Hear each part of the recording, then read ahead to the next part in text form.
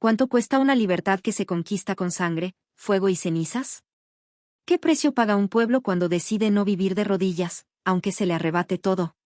La historia de Cuba y su desgarradora separación del yugo español no es solo la crónica de una independencia, es el eco palpitante de un corazón que latió por siglos bajo cadenas, hasta que se rompieron a fuerza de coraje y sufrimiento.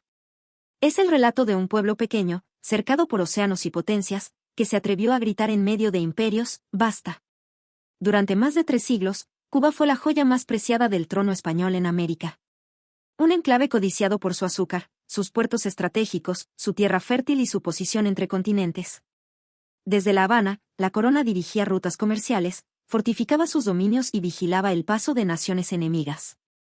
Pero tras ese brillo caribeño, se ocultaba una realidad amarga, campos sembrados de esclavitud, ciudades donde la dignidad era un lujo, y generaciones enteras marcadas por el miedo y la obediencia.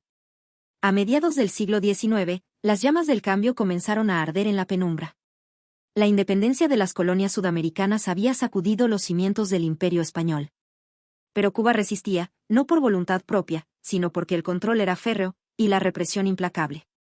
La isla era la última piedra angular del sueño imperial. Pero incluso las piedras más firmes se agrietan. Y entonces, en 1868, una voz se alzó desde el oriente de la isla.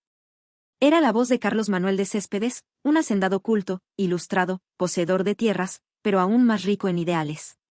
Con su grito de Yara, liberó a sus esclavos y les ofreció no una dádiva, sino una causa. La libertad no podía esperar más.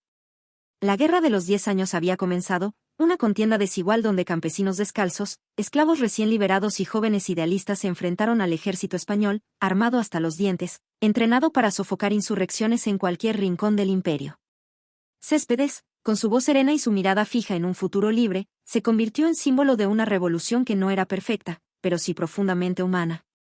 Sus cartas, escritas en noches de vela y exilio, revelan a un hombre desgarrado entre su deber de padre y su compromiso con la patria. Perdió a su hijo, Óscar, ejecutado por los españoles. Se le ofreció salvarlo a cambio de renunciar a la causa. Se negó. Los hijos de la patria son todos mis hijos, dijo. Y con esa frase, selló no solo su destino, sino el carácter trágico y heroico de la lucha cubana. Pero la guerra no alcanzó su objetivo. 10 años de combate dejaron la isla herida, exhausta, empobrecida. La firma del Pacto del Zanjón en 1878 trajo una paz amarga, sin independencia, sin abolición plena de la esclavitud, sin reconocimiento alguno de lo que tantos habían dado. Muchos depusieron las armas.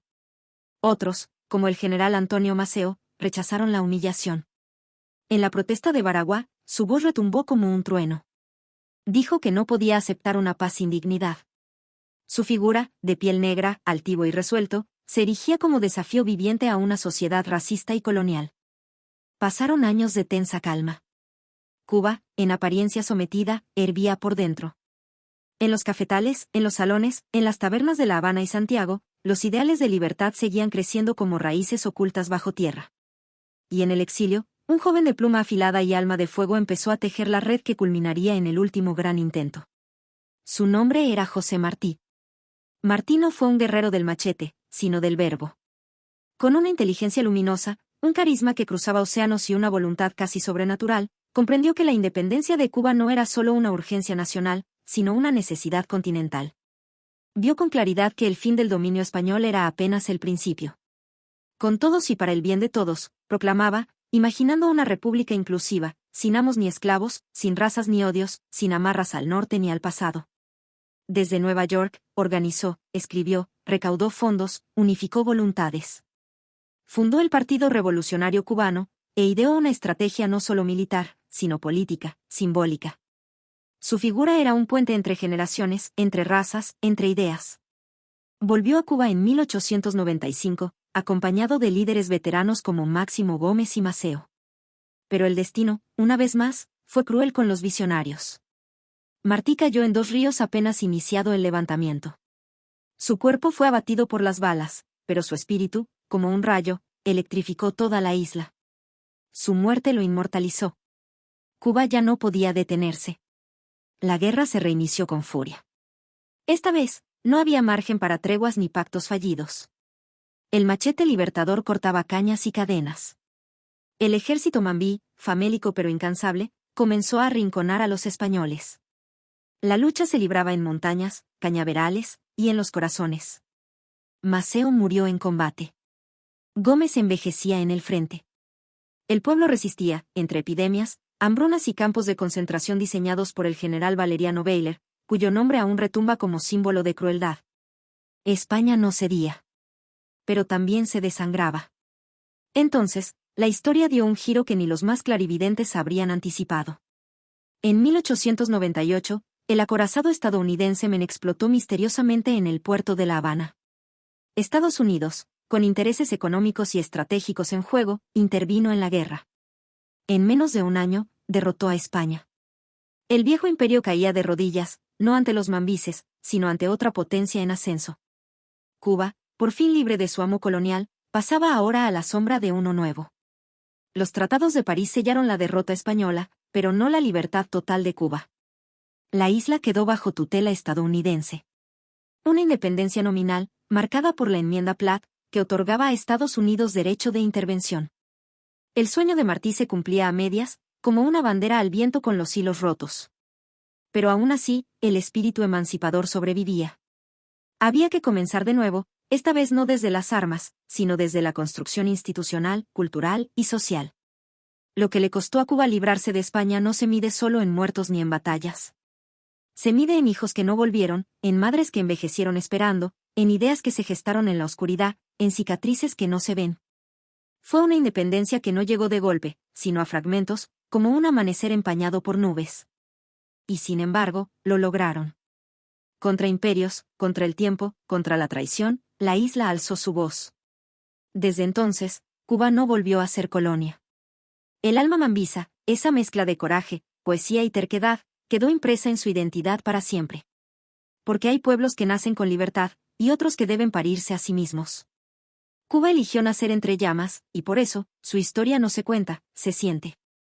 Y en esa sensación perdura la esencia de un pueblo que, aun entre las ruinas de cada guerra, supo levantarse con el pecho abierto y la mirada fija en el horizonte. El fin del dominio español no fue un punto final, sino una coma profunda en la oración larga de una nación que todavía buscaba definirse. Los albores del siglo XX llegaron con promesas y desencantos. Cuba, formalmente independiente en 1902, ondeaba su propia bandera, pero lo hacía bajo la atenta supervisión de su vecino del norte. Los marines desembarcaron más de una vez, y las decisiones del gobierno cubano debían pasar por el tamiz de Washington. La libertad, tan costosa, parecía aún hipotecada. Y sin embargo, era otra batalla, ya no contra cañones imperiales, sino contra las cadenas invisibles del tutelaje, la dependencia económica y las heridas no cerradas. Los héroes de la independencia, sobrevivientes del machete y del monte, vieron como su sueño era negociado en escritorios y embajadas. Máximo Gómez murió pobre, en una cama modesta, con el alma herida por una república que no era la que había imaginado. Los veteranos recibían condecoraciones, pero no tierras ni sustento. La república nacía coja, fragmentada, pero viva. Y eso, para quienes habían visto la muerte en cada zafra, era ya un triunfo. Durante décadas, la historia de Cuba sería la de una búsqueda interminable de esa libertad plena. Golpes de Estado, revoluciones, presidentes títeres, intelectuales silenciados, poetas encarcelados. Pero también una cultura vibrante, una música que mezclaba África y Europa en un solo tambor, una literatura que denunciaba y soñaba al mismo tiempo, un pueblo que jamás volvió a aceptar la pasividad como destino. Lo mucho que le costó a Cuba librarse de España no se mide solo en las vidas perdidas, sino en el carácter forjado. En la dignidad que floreció donde solo había cenizas. En la decisión colectiva de no olvidar nunca. Porque el recuerdo de aquellos que murieron sin ver la bandera ondear en libertad, se convirtió en brújula moral de generaciones enteras. José Martí, cuya tumba es ahora altar de la patria, sigue hablando desde sus versos. Morir por la patria es vivir, escribió. Y esa línea, sencilla y brutal, resume el espíritu de un pueblo que prefirió el sacrificio al silencio. Antonio Maceo, con su piel quemada por el sol y el acero, permanece como símbolo de una Cuba multirracial y rebelde. Carlos Manuel de Céspedes, el padre de la patria, reposa en Bayamo, la ciudad que prefirió arder antes que rendirse. Y así, la isla sigue, con sus contradicciones, con sus luchas, con su belleza desbordante y su dolor histórico. Pero jamás volvió a ser colonia. Ese es el legado. Que por mucho que le haya costado a Cuba librarse de España, lo logró. No cuando se firmaron tratados, ni cuando se izaron banderas, sino cuando el espíritu colectivo entendió que la libertad no es un regalo, sino una convicción. Desde las ruinas de ingenios azucareros hasta los muros grafiteados de las ciudades modernas, la memoria vive. No como un peso, sino como una promesa. La historia cubana, escrita con sangre y esperanza, no es solo de una nación, es patrimonio de todos los pueblos que alguna vez decidieron levantarse. Porque, al final, lo mucho que le costó a Cuba librarse de España es la misma historia que nos recuerda que, incluso en la más oscura de las noches, la dignidad humana siempre encuentra una manera de amanecer.